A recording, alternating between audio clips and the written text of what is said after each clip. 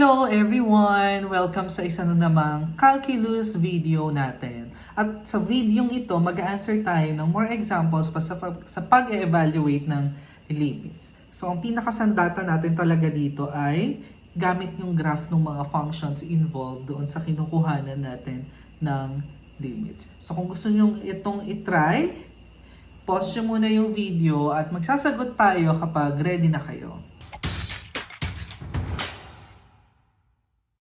Yung first example natin, find the limit of tangent inverse of ln of x minus 1 as x approaches 1 from the right.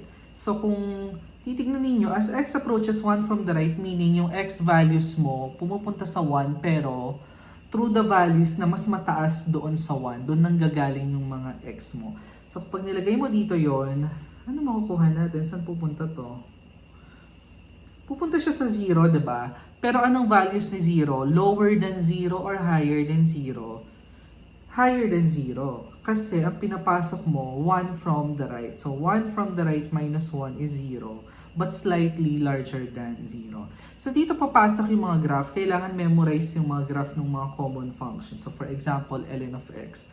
Ang graph ni ln of x ay hindi kailangan mag-graph ng bonggang-bongga, no? So, kailangan nyo lang yung parang pinaka-itsura ng graph. So, in this case, ganyan yung graph niya. So, yan yung ln of x. So, ang kinukuhanan nyo ng limit ngayon, ln ng, tapos 0 from the right. So, saan daw pumupunta yung ln kapag yung laman niya nanggagaling sa 0 from the right? Ito yung 0, tapos from the right. Ano nangyayari dun sa function mo? Napupunta siya sa negative infinity. So, itong portion na to goes to negative infinity. At last na, ano yung tangent inverse? As yung nilalagay mo sa kanya goes to negative infinity, kailangan din natin ng graph ng tangent inverse. Ang tangent inverse, ang itsura, you get pi over 2 dito. Negative pi over 2, may asymptote ka. Ganyan. Hindi naman kailangan maganda yung graph mo. So this is y equal to tangent inverse ng x. And as x approaches negative infinity, yung tangent inverse mo saan pumupunta? Negative pi over 2. So yung tangent inverse negative infinity is negative pi over 2. So magiging sagot sa limit na yan ay negative pi over 2. Etong mga bilog-bilog ko, mga scratch work lang yan, ha.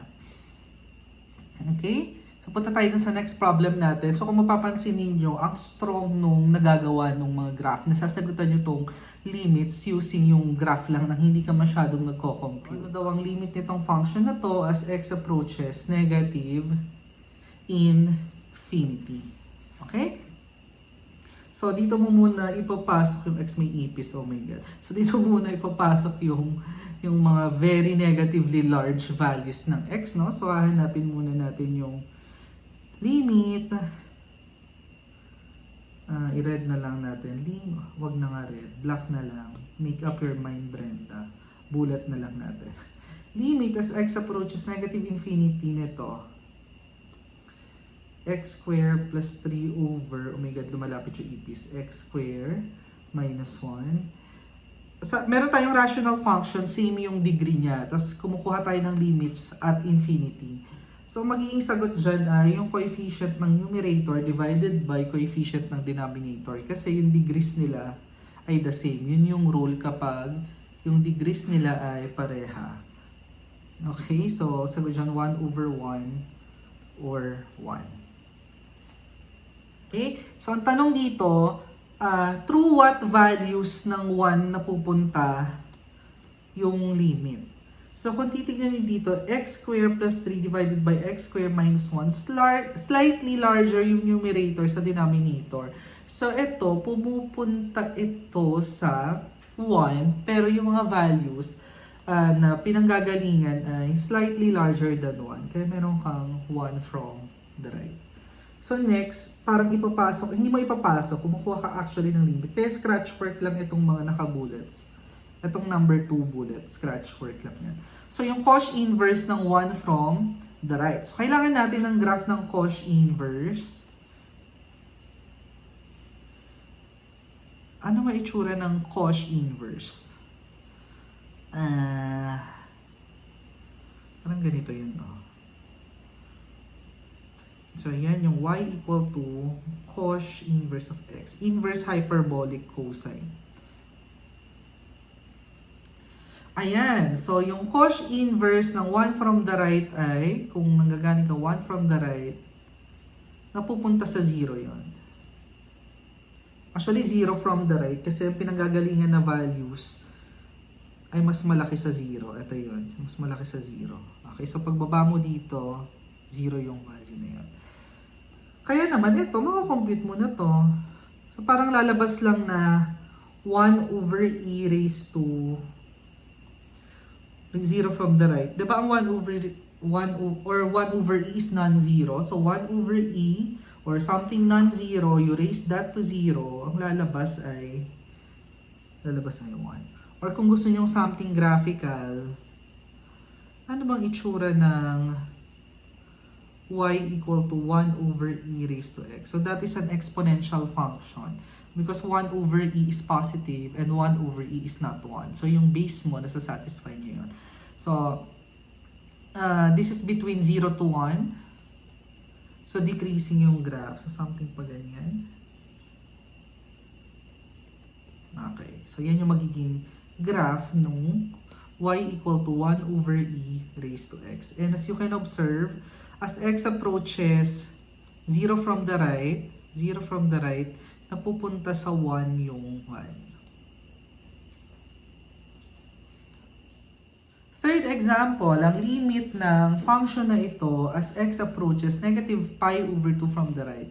Papasok mo muna sa tangent yung negative pi over 2 from the right. Ano kaya yung limit na yon? Drawing natin ulit. Very graphical ang mga solution dito. Sila yung pinaka-helpful, I think. So, ang graph ng tangent x, this is negative pi over 2, this is pi over 2, asymptotes yan.